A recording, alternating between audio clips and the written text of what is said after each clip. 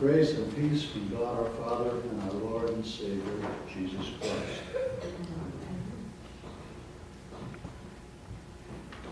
Today's lesson starts with two of Jesus' disciples' desire to be number one on his pecking list when he comes into his glory. Doesn't that sound like the way society in our country works?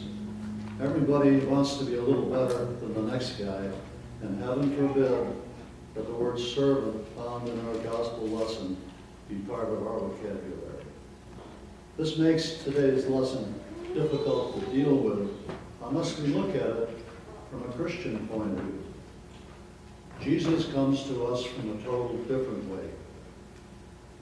Throughout his ministry, he stresses the fact that he came to serve and would ultimately give the supreme sacrifice of his life so that you and I will have eternal life with him.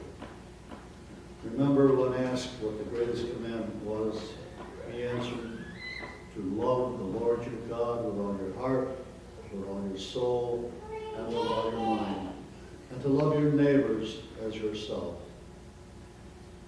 A few weeks ago, I traveled to Washington, D.C. on an honor flight for veterans of World War II, the Korean War, and the Vietnam War.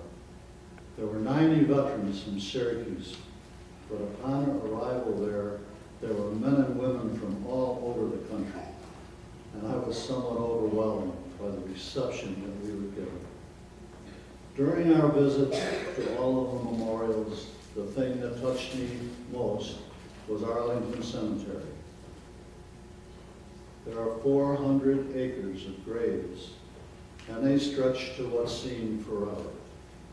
Veterans who gave the supreme sacrifice so that you and I can enjoy the freedom that we have. These men and women didn't ask who was number one on the pecking list, but gave their lives for us.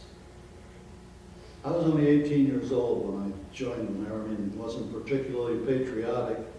I had no money for college and was working in a job that didn't have much of a future, and the Korean War was approaching.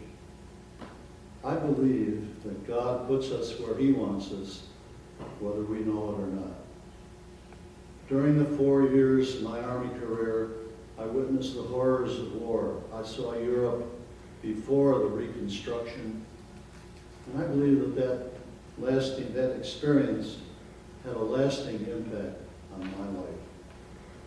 Throughout my life, I believe that God was always there when I had to make important decisions about what I should or should not do.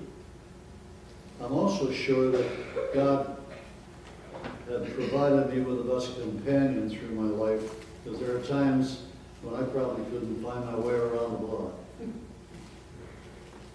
We lived in North Syracuse for 22 years and were part of the Lutheran Memorial family. We raised our family here and expected to never leave, but God had a different idea. In 1976, my job took me to New York City. We lived for 10 years in a little town of Oakland, New Jersey, about 3,000 people. We became members of Messiah Lutheran Church. And I told Barbara we weren't going to get involved because we'd be moving back to Syracuse when I retired anyhow. God had a different idea. We became involved in the youth programs of the church. I sang in the choir. Barbara was in the altar guild. Sounds familiar. We made many friends. It's been 30 years since we left Oakland, but we share a lasting friendship with the people of Messiah. Today is a Sunday that we put a greater emphasis on sharing money for God's work here at Lutheran Memorial. But as I read our gospel message, I realized we need to hear Jesus telling us the importance of serving with our lives. Stewardship of our lives is just as important as the stewardship of money. I believe our congregation I believe that our congregation continues to try to serve others in many ways. A good example is this month's food pantry.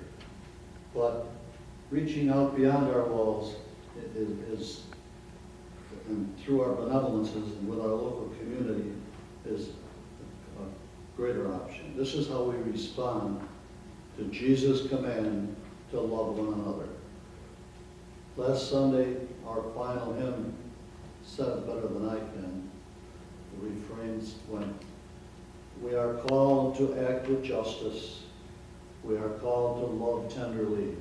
We are called to serve one another, to walk humbly with God." Amen.